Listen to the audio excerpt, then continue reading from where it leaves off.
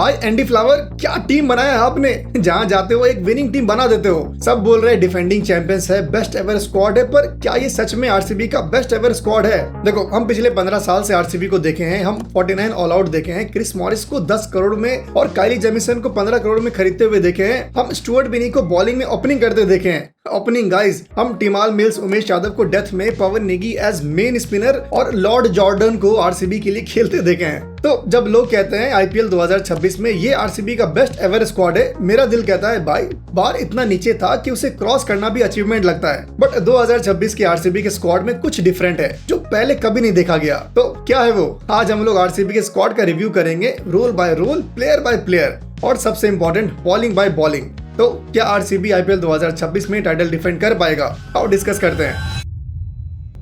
शुरू करने से पहले हम लोग एंटी जिंक्स स्प्रे का यूज करेंगे। तो सबसे पहले देखते हैं कि 2026 में आरसीबी के 25 मेंबर स्क्वाड में कौन कौन है। रिटेन्ड कोर में 17 प्लेयर्स हैं। बैटर्स में विराट कोहली, देवदत्त पड्डीकल, रजत पाटीदार जो कैप्टन भी है, और कीपर्स में फिल सॉल्ट जो ओवरसीज कीपर है, और जितेश शर्मा। ऑलराउंडर्स में Tim David, Krunal Pandya, Romario Shepherd, Swapnil Singh और जैकब बैथल। पेसर्स में जॉस हेजलवुड, भुवनेश्वर कुमार, यश दयाल, नुवान थुसारा, रसिक सलाम, और स्पिनर्स में श्रेयस शर्मा और अभिनंदन सिंह। 2026 मिनी ऑक्शन में उन्होंने 8 नए एडिशंस किए हैं। वेंकटेश अय्यर को 7 करोड़ में खरीदा एज लेफ्ट हैंड बैट्समैन और seam allrounder. Jacob Duffy as pacer को 2 करोड़ में खरीदा।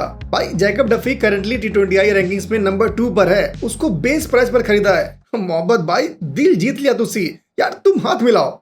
Uncapped Indian pacer Mangesh Yadav को 5.2 करोड़ में खरीदा। Jordan Cox English keeper batter को 75 लाख में, और फिर सात्विक देसवाल, विकी ऑस्टवाल जो लेफ्ट आर्म स्पिनर है, पिहान मल्होत्रा जो अंडर 19 ऑलराउंडर है, और कनिष्क चौहान जो अंडर 19 का प्लेयर है। सबको 30 लाख में लिया। Total 25 players. अब ये स्क्वाड पेपर पे बहुत बैलेंस लगता है, पर क्या ये टाइटल डिफेंड कर पाएगा? तो चलो रोल वाइज देखते हैं कि ये स्क्वाड एक्चुअली कैसे काम करेगा। टॉप ऑर्डर में ऑप्शन है विराट कोहली, फिल सॉल्ट, पड्डीकल और वेंकटेश अय्यर। यहाँ पर पहली बार आरसीबी ने प्रॉपर्ली सोचा है। लेफ्ट राइट कॉम्बिनेशन है जो T20 में बहुत जरूरी है। फ्लेक्सिबिलिटी भी है, अलग अलग कॉम्बिनेशन ट्राई कर सकते हैं। अगर सॉल्ट ओपन करता है, जो कि ऑब्वियसली करेगा ही, तो you get that power play chaos जो मॉडर्न T20s में चाहिए होता है। अगर पड्डीकल या वेंकी ओपन करता है विथ विराट, तो तुमको मिलता है लेफ्ट हैंडेड ऑप्शन विथ वेंकीज seam bowling as bonus. Virat भाई जिस फॉर्म में अभी हैं, ही इज अनस्टॉपेबल। वो कंसिस्टेंसी और क्लास जो हम सालों से देखते हुए आ रहे हैं, स्पेशली 2016 वाला, वो वापस आ रहा है। इस टॉप ऑर्डर का सबसे बड़ा स्ट्रेंथ ये है कि ये प्रेडिक्टेबल नहीं है। अपोनेंट्स को प्रिपेयर करना मुश्किल होगा, क्योंकि आरसीबी किसी भी कॉम्बिनेशन के साथ ओपन कर सकता है। ओवरऑल वर्डिक्ट ये है कि टॉप ऑर्डर स्ट्रॉन्ग है। Left right mix, power play intent, experience सब कुछ है। तो आरसीबी के टॉप ऑर्डर को हम रेट करेंगे 8.5 आउट ऑफ 10। ये वो टॉप ऑर्डर है जो पावर प्ले में कंसिस्टेंटली 50-60 रन बना सकता है और बड़े टोटल्स के लिए फाउंडेशन भी सेट कर सकता है। और अब आते हैं मिडिल ऑर्डर पर, और यहाँ पर आरसीबी जेन्युइनली बीस्ट मोड में चला गया है। कैप्टन रजत पाटीदार 4 या 5 नंबर पर बैटिंग करेंगे। टिम डेविड नंबर 5 या 6 पर प्योर डिस्ट्रक्शन है। जितेश शर्मा क्लच फिनिशर का रोल प्ले करेंगे, और 2026 T20 वर्ल्ड कप के स्क्वाड से एक्सक्लूजन के बाद वो खुद को प्रूव करना चाहेंगे। Kunal Pandya left hand stability provide करेंगे और साथ में 4 ओवर्स भी देंगे। रोमारियो शेफर्ड डेथ ओवर्स में हिटिंग और बॉलिंग दोनों में क्रूशियल होगा। पहले क्या होता था कि अगर आरसीबी का कोई क्रूशियल प्लेयर इंजर्ड हुआ तो टीम का कॉम्बिनेशन बिगड़ जाता था, क्योंकि टीम मैनेजमेंट पहले से उसका बैकअप लेकर रखता नहीं था। इस लाइनअप में बैकअप्स भी हैं। अगर सॉल्ट को रेस्ट देना हो, या फॉर्म खराब हो, या वो अवेलेबल नहीं हो, तो आरसीबी के पास ओवरसीज कीपर के ऑप्शन में जॉर्डन कॉक्स है, जेकब बैथल भी है, और भाई इस लाइनअप में Tim David plus Shepherd plus Jitesh. Imagine this at death over. तुम 3 ओवर्स में 40 रन डिफेंड कर रहे हो और तुम्हारे सामने ये 3 बैठे हैं। बॉलर के लिए तो बस एक ही चीज बच जाएगा, प्रार्थना। इस मिडिल ऑर्डर का रियल स्ट्रेंथ है वैरायटी। लेफ्ट हैंडर्स हैं, राइट हैंडर्स हैं, प्रॉपर फिनिशर्स हैं जो लास्ट 5 ओवर्स में 70-80 रन बना सकते हैं। और सबसे इंपॉर्टेंट, ये सिर्फ ओवरसीज पर डिपेंडेंट नहीं है। जितेश और रजत दोनों इंडियन हैं और दोनों प्रेशर सिचुएशन में रिलायबल हैं। 2025 में इन दोनों ने क्रूशियल मोमेंट्स में डिलीवर किया था, स्पेशली प्लेऑफ्स में। लेकिन हाँ, एक रिस्क फैक्टर है। अगर ओवरसीज स्लॉट्स में ज्यादा बैटर्स फिट किए जाए, जैसे सॉल्ट, टीम शेफर्ड, तो बॉलिंग में कॉम्प्रोमाइज हो सकता है। ये एक बैलेंसिंग एक्ट है जो कैप्टन और मैनेजमेंट को मैच के हिसाब से हैंडल करना पड़ेगा। पर ओवरऑल ये one of the best middle orders in IPL 2026 है, विदाउट एनी डाउट। रेटिंग दे तो 9 आउट ऑफ 10, क्योंकि पावर है, डेप्थ है, वैरायटी है, सब कुछ है जो मॉडर्न T20 में मिडिल ऑर्डर से एक्सपेक्ट करते हो। अब ये सेक्शन आरसीबी फैंस के लिए बहुत इमोशनल है, क्योंकि ये वो चीज है जो आरसीबी में सालों से मिसिंग था। सालों से आरसीबी में ऑलराउंडर का मतलब था कि विराट भाई थोड़ा मीडियम पेस करेंगे या Chris Gayle part time spin डाल देगा। मतलब प्रॉपर ऑलराउंडर्स जो मैच विनिंग कॉन्ट्रीब्यूशंस दे सकते हैं बैटिंग और बॉलिंग दोनों में, वो कभी कंसिस्टेंटली थे ही नहीं। 2026 में देखो क्या है, दुनिया खत्म हो जाएगा। वेंकटेश अय्यर जो बैटिंग ऑलराउंडर है और 3-4 ओवर्स का सीम बॉलिंग भी कर सकता है। कुणाल पांड्या जो ऑलराउंडर है वो फिनिशर भी बन सकते हैं। रोमारियो शेफर्ड जो पेस ऑलराउंडर है वो डेथ ओवर्स में हिटिंग भी कर सकता है। Jacob Bethel young English talent है, बैटिंग कर सकता है और स्पिन भी डाल सकता है। स्वप्निल सिंह जो डोमेस्टिक स्पिन ऑलराउंडर है और विहान मल्होत्रा जो अंडर 19 प्रोस्पेक्ट है। 6 ऑलराउंडर्स गाइस, 6। पुराने आरसीबी के स्क्वाड में मुश्किल से एक प्रॉपर ऑलराउंडर होता था। ये स्ट्रक्चरल चेंज है जो आरसीबी ने किया है। ये वो फ्लेक्सिबिलिटी है जिससे बैलेंस्ड 11 बनता है। अगर एक ऑलराउंडर का दिन खराब है, दूसरा रिस्पॉन्सिबिलिटी ले सकता है। अगर कंडीशंस स्पिन फ्रेंडली है, कुणाल और स्वप्निल को ज्यादा बॉलिंग दे दो। अगर पेस फ्रेंडली है, वेंकी और शेफर्ड को यूज करो। ये ऑप्शंस ओल्ड आरसीबी के पास कभी नहीं थे। ऑलराउंडर्स का इंपॉर्टेंस मॉडर्न टी20 में बहुत बढ़ गया है, except for that impact player rule. IPL में जो टीम्स जीत रहे हैं, सीएसके, एमआई, केकेआर, सबके पास मल्टीपल ऑलराउंडर्स होते हैं। आरसीबी फाइनली ये बात समझ गया है और 2025 का टाइटल भी इसी अप्रोच से जीता था। अब 2026 में दुनिया खत्म हो जाएगा। वेंकी को ऐड करके उन्होंने इसको और स्ट्रेंथन किया है। ये मेजर अपग्रेड है ओल्ड आरसीबी से। रेटिंग दे तो 9 आउट ऑफ 10। इससे बेटर ऑलराउंड डेप्थ में शायद ही कोई टीम है आईपीएल में। तो अब यहाँ पर आता है सबसे इंपॉर्टेंट डिपार्टमेंट, आरसीबी का pace attack. Josh Hazlewood, Bhuvneshwar Kumar, Nuwan Thushara, Yash Dayal, Rasikh Salam, Jacob Duffy, Mangesh Yadav plus Venky और शेफर्ड के ओवर्स। अब हम तुमसे एक सवाल पूछते हैं कि आखिरी बार कब आरसीबी के पास 8 जेन्युइन पेस ऑप्शंस थे? सोचो। 2016 में वॉटसन, जॉर्डन, रिचर्डसन थे, पर ना डेप्थ था और ना ही कंसिस्टेंसी था। 2020 में उमेश, सैनी, मॉरिस थे, लेकिन बहुत इनकंसिस्टेंट थे और एक मैच में इंडिविजुअली 50 रन कंसीड कर देते थे। 2024 में अल्जारी जोसेफ टॉपली फ्लॉप हुआ, वह शाक इनएक्सपीरियंस था। पर 2026 में देखो किस वैरायटी का आर्सेनल है। स्विंग बॉलिंग के लिए भुवी और हेजलवुड है जो न्यू बॉल के साथ मैजिक कर सकते हैं। हिट द डेक बॉलिंग के लिए डफी और मंगेश हैं जो ऑकवर्ड बाउंस जनरेट करते हैं। स्लिंगर्स हैं थुषारा और जो बैट्समैन को अपने एक्शन से अनकंफर्टेबल करते हैं। डेथ बॉलिंग के लिए शेफर्ड, दयाल, हेजलवुड है। लेफ्ट आर्म है, राइट आर्म है, ओवरस्कियर्स है, डोमेस्टिक है, सब कवर्ड है। और सबसे इंपॉर्टेंट चीज है डेप्थ। अगर हेजलवुड इंजर्ड हो जाता है, डफी रेडी है। अगर भुवी को रेस्ट देना है, मंगेश रेडी है। ये लग्जरी पुराने आरसीबी के पास कभी नहीं था। पुराने आरसीबी में अगर एक मेन बॉलर इंजर्ड होता था तो पूरा बॉलिंग अटैक बिखर जाता था। रिमेंबर 2024 में जब सिराज एक मैच के लिए इंजर्ड हुआ तो सडनली आरसीबी के पास ऑप्शंस ही नहीं थे। आरसीबी की हिस्ट्री में पहली बार ऐसा हुआ है कि पेस बॉलिंग उनका वीकनेस नहीं है, वो असल में उनका स्ट्रेंथ है।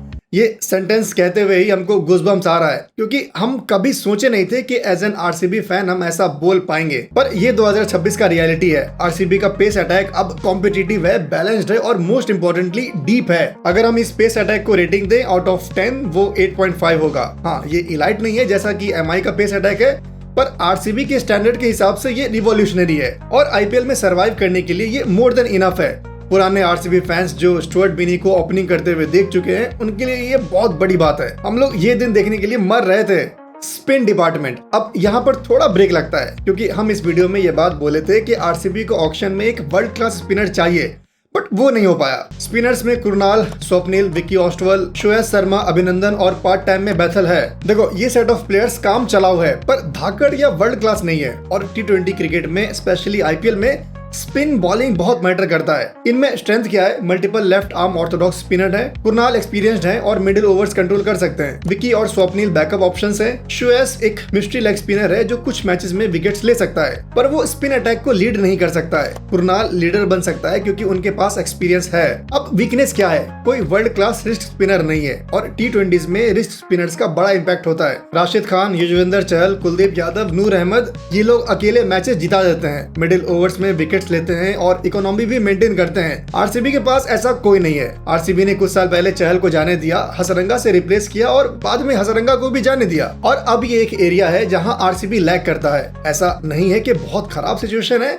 काम चल जाएगा, but against teams like Gujarat giants जिसके पास राशिद है या केकेआर जिसके पास नारायण और वरुण चक्रवर्ती है, आरसीबी का स्पिन डिपार्टमेंट आउट मैच्ड हो सकता है। अगर किसी मैच में पिच स्पिन फ्रेंडली हो गया और अपोजिशन के पास बेटर स्पिनर्स है तो आरसीबी स्ट्रगल कर सकता है। ऑनेस्टली रेटिंग दे तो 7 आउट ऑफ 10। होपफुली आरसीबी का पेस अटैक और बैटिंग स्पिन डिपार्टमेंट को कंपनसेट कर लेगा। पर अगर आरसीबी को 2026 में टाइटल डिफेंड करना है तो श्रेयस शर्मा को स्टेप अप करना होगा या कुरनाल को करियर बेस्ट सीजन देना होगा, वरना प्लेऑफ्स में ये वीकनेस एक्सप्लॉइट हो सकता है। तो इंट्रो में जैसा हम बोले थे कि आरसीबी के 2026 के स्क्वाड में एक बात है जो पहले कभी नहीं था, वो है डोमेस्टिक प्लेयर्स का बेंच स्ट्रेंथ, जिससे ओवरसीज स्लॉट्स को शफल करने में बहुत हेल्प मिलेगा। आरसीबी के पास 8 ओवरसीज प्लेयर्स हैं, Phil Salt, Tim David, Romario Shepherd, Josh Hazlewood, Nuwan Thushara, Jacob Bethell, Jordan Cox और जैकब डफी। पर एक मैच में तो सिर्फ 4 ही खेल सकते हैं, तो यहाँ पर स्ट्रेटजी और फ्लेक्सिबिलिटी मैटर करता है। आरसीबी के पास पिच और अपोजिशन के हिसाब से मल्टीपल कॉम्बिनेशंस पॉसिबल हैं। अगर प्लेइंग 11 बैटिंग हैवी बनाना है तो सॉल्ट, टिम, शेफर्ड और हेजलवुड को खिलाओ। ये वो कॉम्बिनेशन है जब तुम्हें लगता है कि मैच हाई स्कोरिंग होगा और बैटिंग डेप्थ चाहिए।